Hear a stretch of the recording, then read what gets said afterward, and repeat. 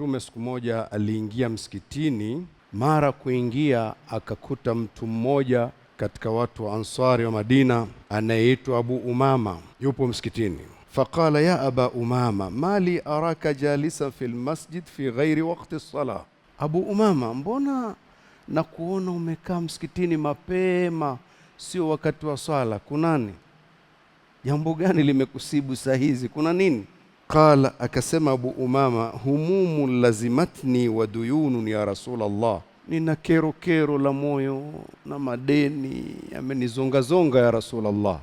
Kitu cha kwanza kabla hatujenda mbele, umemwona huyu sahaba ana makero ya moyo na deni limemzonga, hakwenda kupiga story kijiweni. Amekimbilia wapi?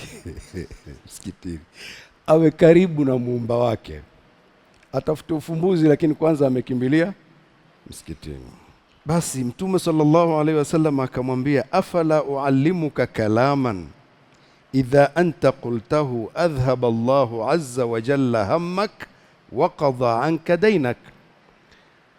Abu Umama, unaonaje nikufundishe maneno kwa lugha ya kinyume? Unaonaje nisikufundishe maneno ambayo ukiyasema Allah ataondoa kero lako na atakukidhia deni lako? Allah sio kwamba anashuka anakuambia bwana mimi nimeshakulipia hivi, si ndio hivyo?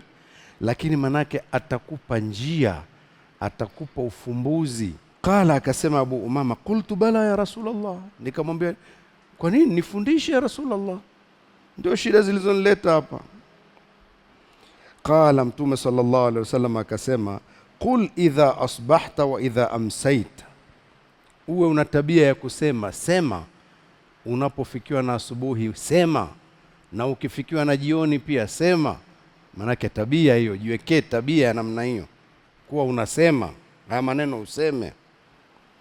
Sema nini? Allahumma inni a'udhu bika min alhammi walhazan wa a'udhu bika min alajzi walkasal wa a'udhu bika min aljubni walbukhl wa a'udhu bika min ghalabati ad-daini wa qahri ar-rijal.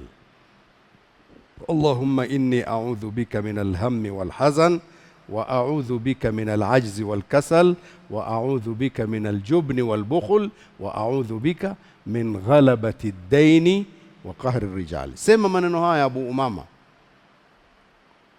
nafasiri alafu tupeane majukumu. Uwe unasema maneno haya, Allahumma, ambayo maana yake Allah, inni a'udhu bika, mimi nakuomba unilinde. Ulinzi upate kwa nani? Kwa Allah. Unilinde na nini? Minal hammi, kero, nilinde minsipate kero. Wal hazan, unilinde na majonzi, huzuni.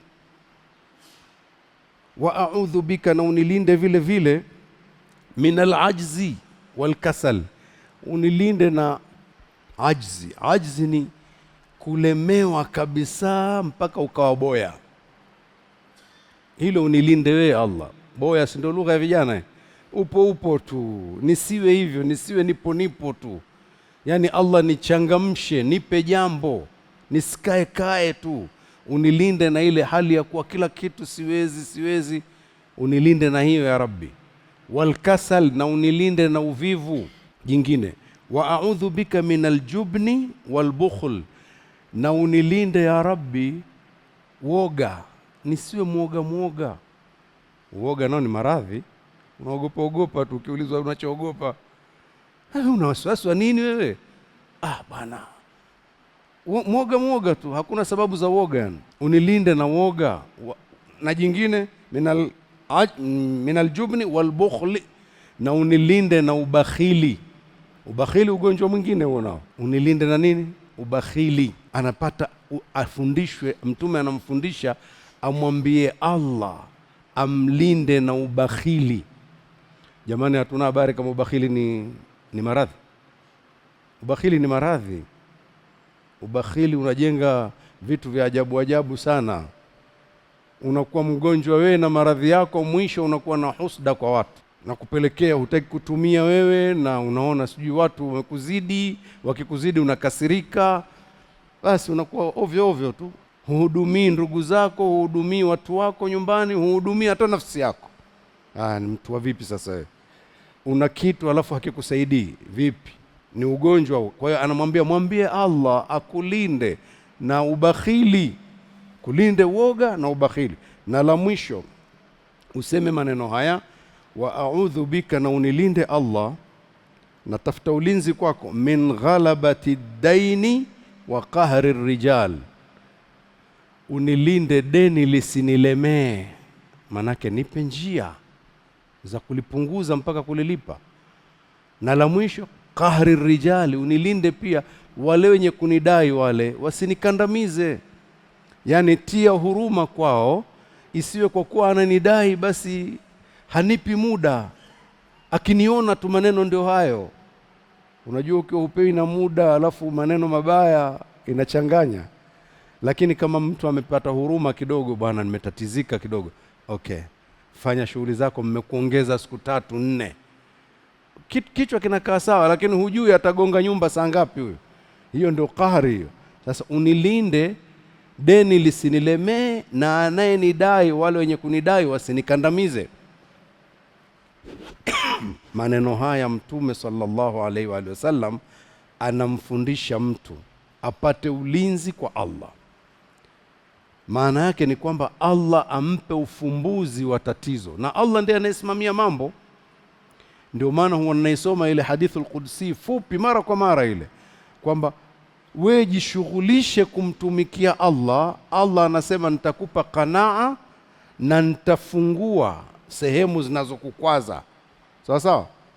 Usiposhughulika kunitumikia, nitajaza mikono yako kazi, lakini sikuachii nafasi, sizibi mapengo ya shida zako.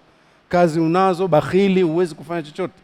Sasa tumrudie Allah, ndiye anayesimamia mambo yake, atupe njia, tusikwazike.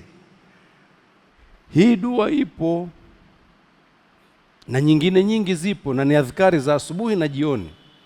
Majukumu tutakayopeana kukumbushana. Jamani, viko hivi vitabu vidogo vidogo vinaitwa Hisnul Muslim. Hisnul Muslim, kitabu kadogo kadogo tu. Kama mtu hakijui muulize mwenzio, vipo. Na ukichukua namba yangu ya simu ya WhatsApp, nitakurushia hata picha. Nikumbushe niwachie namba, nitakurushia picha ya kitabu chenyewe pia. Kitabu kadogo dogo tu. Adhkari zote hizi zimo. Tena kwa bahati nzuri sasa hivi imefasiriwa, tafsiri iko ndani yake, hiyo tafsiri, na vingine vimetengenezwa mpaka na yale matamshi yaliyoandikwa kwa Kiarabu kwa herufi za Kiswahili unasoma. Ni kujituma tu, tujitume kidogo. Na mtu akiwa na simu hii anaweza kukitafuta humu ndani ya simu, kikaja akawa anasoma ndani ya simu yake.